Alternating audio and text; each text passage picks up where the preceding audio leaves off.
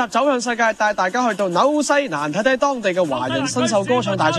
冠軍就係5號另類。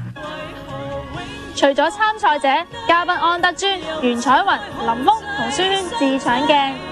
任誰關心，仍未好把你愛去。我知道這樣不好，也知道你的愛只能那麼少。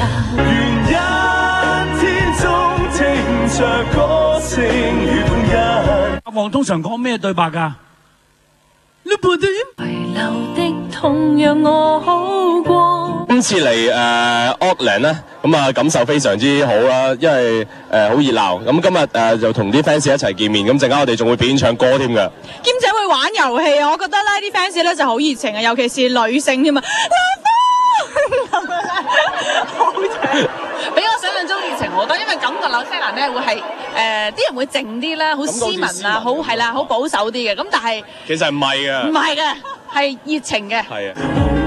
如何忍耐，但期待一夜之間醒過來。情人未說不。